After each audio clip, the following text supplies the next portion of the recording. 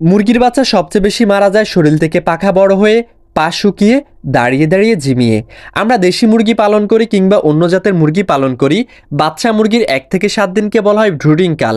এখন ব্রুডিং কালে আপনি কিভাবে তাপ দিবেন, কি ওষুধ প্রয়োগ করবেন, কি খাবার প্রয়োগ করবেন, এটা অনেকেই জানেন না। আরও বর্তমানে গরমকালেও মুরগিকে তাপ দিতে হয়, কিন্তু কিভাবে সঠিকভাবে তাপ দিতে হয়, কিভাবে তাপ দিলে পারফেক্ট হবে, আপনার মুরগির অন্য সমস্যা হবে না, সেদিকেও খেয়াল রাখতে হবে। কারণ অতিরিক্ত তাপে মুরগির বাচ্চার শরীর ঘামিয়ে যায় এবং কি মুরগির বাচ্চার ব্রুডিং নিউমোনিয়া হয়ে যায়, অন্যান্য সমস্যা হতে পারে। এখন কিভাবে তাপটা নিয়ন্ত্রণ করবেন, কি কি ওষুধ প্রয়োগ করবেন, আজকের ভিডিওতে আলোচনা করব। যদি আপনি সঠিকভাবে তাপ নিয়ন্ত্রণ করতে পারেন, সঠিক খাবার প্রয়োগ করতে পারেন, এই গরমে সঠিকভাবে যত্ন নিতে পারেন, আপনি দেশি মুরগির বাচ্চা পালন করেন না যে জাতেরই বাচ্চা পালন করেন, আপনার মুরগির বাচ্চার শরীর থেকে পাখা বড় হয়ে যাবে না, আপনার মুরগির বাচ্চার পা শুকিয়ে মারা যাবে না, আপনার মুরগির বাচ্চা দাঁড়িয়ে দাঁড়িয়ে ঝিমাবে না। আচ্ছা, মুরগি সবচেয়ে বেশি মারা যায় যেই কারণে, যে দুইটি কারণে, সেটা হচ্ছে নাভি ইনফেকশন হলে আর একটা হচ্ছে ব্রুডিং নিউমোনিয়া হলে। এখন আপনার বাচ্চা মুরগি নাভি ইনফেকশন হলেও আপনার বাচ্চা মুরগি দাঁড়িয়ে দাঁড়িয়ে ঝিমাবে, আপনার মুরগির বাচ্চা শরীর থেকে পাখা বড় হয়ে যাবে, আপনার মুরগির বাচ্চা একটা সময় মারা যাবে। ব্রুডিং নিউমোনিয়া হলেও আপনার মুরগির বাচ্চা শ্বাসকষ্ট হবে, আবার অনেক সময় দাঁড়িয়ে দাঁড়িয়ে ঝিমাবে, আপনার মুরগির বাচ্চা মারা যাবে।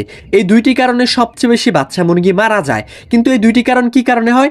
এক সময় যদি অতিরিক্ত তাপ হয়ে যায় তাহলে এই সমস্যাগুলো হয়, আবার যদি তাপটাও কম হয় তাহলে এই সমস্যাটা হয়, আবার যদি সঠিক ওষুধ প্রয়োগ না করতে পারেন তাহলে এই সমস্যাটা হয়।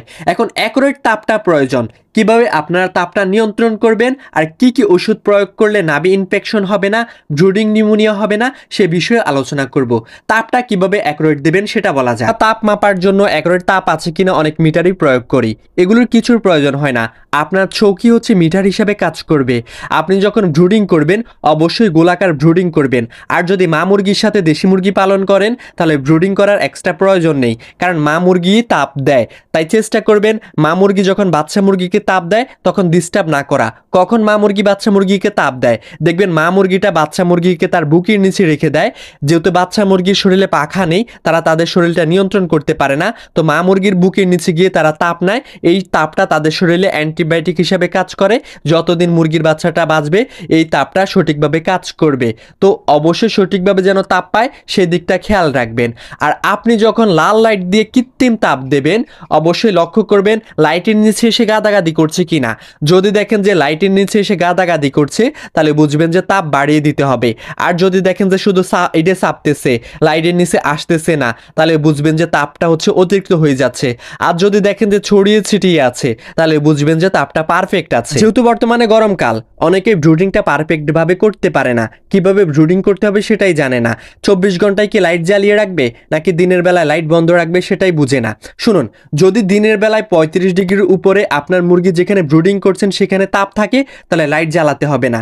যদি হচ্ছে তাপটা কম থাকে, আপনার মুরগির বাচ্চা যদি গাদাগাদি করে তাহলে অবশ্যই কৃত্রিম লাল লাইট দিতে হবে। এই বিষয়টা মাথায় রাখবেন। আর রাতের বেলায় তো তাপ 35 ডিগ্রি থাকেই না, অবশ্যই লাল লাইটটা রাতের বেলায় দিতে হবে। এভাবে আপনার মুরগিকে তাপ দিবেন। আর তার তাপটা কিভাবে নিয়ন্ত্রণ করবেন সেটা তো আমি আগেই বলে দিয়েছি। গরমে মুরগির বাচ্চাকে গাদাগাদি করে ব্রুডিং করবেন না, পর্যাপ্ত জায়গা রেখে ব্রুডিং করবেন যেন মুরগির বাচ্চা দৌড়াদৌড়ি করতে পারে, জায়গা পায়। আবার একদম বড় করবেন না, তাহলে পর্যাপ্ত তাপ পাবে না। ওই শীতের চেয়ে একটু বড় করেই ব্রুডিং করার চেষ্টা করবেন। এখন কি ওষুধ প্রয়োগ করবেন? আপনার মুরগির বাচ্চা ডিম থেকে ফুটেছে বা আপনি বাজার থেকে ক্রয় করে এনেছেন, আপনি যদি কৃত্রিম ওষুধ প্রয়োগ করেন লাইসোবিট ওষুধটা প্রয়োগ করতে পারেন, না হলে স্যালাইন ওষুধটা প্রয়োগ করতে পারেন। আপনি মুরগির বাচ্চাকে প্রথম যে পানিতে দেবেন সেই পানিতে এই ওষুধটা প্রয়োগ করবেন। লাইসোবিট ওষুধটা 1 লিটার পানির সাথে 1 গ্রাম প্রয়োগ করবেন। আর যদি স্যালাইন প্রয়োগ করেন তাহলে 1 লিটার পানির সাথে 2 গ্রাম বা 3 গ্রাম দিলেও সমস্যা নেই। এরপর ওষুধ প্রয়োগ করবেন সেফা-1। আমি ভিডিও শুরুতে বলেছি মুরগির বাচ্চা দুইটি কারণে সবচেয়ে বেশি মারা যায়। এক হচ্ছে ব্রুডিং নিউমোনিয়া হলে, 2 নাভি ইনফেকশন হলে। এখন ব্রুডিং নিউমোনিয়াটা হয় যদি তাপটা অতিরিক্ত হয়ে যায় তাহলে ব্রুডিং নিউমোনিয়া হবে, আবার তাপটা কম হলেও ব্রুডিং নিউমোনিয়া হবে। আর বাচ্চা মুরগি গাদাগাদি করে পালন করলেও ব্রুডিং নিউমোনিয়া হবে। আর নাভি ইনফেকশনটা হয়ে যায় মুরগির বাচ্চা ডিম থেকে ফোটার পর ওই কুসুমটা থেকে যায়, তখন মুরগির বাচ্চা নাভি ইনফেকশন হয়ে যায়। এই জন্যই আমরা সেফা-1 ওষুধটা প্রয়োগ করি যেন নাভি ইনফেকশন না হয়, আর যেন নাভিটা দ্রুত শুকিয়ে যায়, বাচ্চা মুরগি হচ্ছে ঠান্ডা বা নিউমোনিয়া রোগে আক্রান্ত না হয়। তো সেপ-1 ওষুধটা একটানা 5 দিন চালাবেন। সেপ-1 ওষুধের সাথে প্রতিদিন সকালে লাইসোবিট ওষুধটা প্রয়োগ করবেন। আর দুপুরের পানিতে আপনি চাইলে স্যালাইন দিতে পারেন যদি অতিরিক্ত গরম পড়ে। এইভাবে ওষুধ প্রয়োগ করবেন একটানা 5 দিন পর্যন্ত। 6 দিন বয়সে BCR-DB ভ্যাকসিন করবেন। 7 দিন বয়সে সম্পূর্ণ সাদা পানি প্রয়োগ করবেন। এভাবে আপনারা যদি 1 থেকে 7 দিন পর্যন্ত ব্রুডিং করতে পারেন, সঠিকভাবে মুরগির বাচ্চাকে গড়ে তুলতে পারেন, আপনার মুরগির বাচ্চার শরীর থেকে পাখা বড় হয়ে যাবে না, আপনার মুরগির বাচ্চার পা শুকিয়ে যাবে না, আপনার মুরগির বাচ্চা দাঁড়িয়ে দাঁড়িয়ে ঝিমাবে না। মূলত 2টি রোগের কারণে এই সমস্যাগুলো সবচেয়ে বেশি হয়। শরীর থেকে পাখা বড় হয়ে যায় যখন মুরগির বাচ্চার পেটের ভেতর কুসুম থেকে যায়, বা আপনার মুরগির বাচ্চা ঠান্ডা বা নিউমোনিয়া রোগে আক্রান্ত হয়, এবং কি মুরগির বাচ্চার পাও শুকিয়ে যায় এই 2টি রোগের কারণে। এরপর মুরগির বাচ্চা হা করে নিঃশ্বাস নেয় যায় ব্রুডিং চলাকালীন, মানে বাচ্চা মুরগি এই ব্রুডিং নিউমোনিয়ার কারণেই বা শ্বাসকষ্টজনিত কারণেই। যদি আপনি সঠিকভাবে তাপ দিতে পারেন, যদি তাপ নিয়ন্ত্রণ করে ব্রুডিং করতে পারেন, কিংবা আপনি সঠিক ওষুধ প্রয়োগ করতে পারেন, তাহলে আপনার মুরগির বাচ্চার এই সমস্যাটা হবে না। এবার বলা যাক খাবার কি প্রয়োগ করবেন। আপনি যদি মাংসের জন্য করেন তাহলে ব্রয়লার ফিড প্রয়োগ করতে পারেন আপনি হচ্ছে ব্রুডিং কালে। আর যদি হচ্ছে আপনি ডিমের জন্য করেন তাহলে সোনালী স্টার্টার ফিডটা প্রয়োগ করবেন। এভাবে আপনারা ব্রুডিং কালে হচ্ছে খাবার প্রয়োগ করবেন।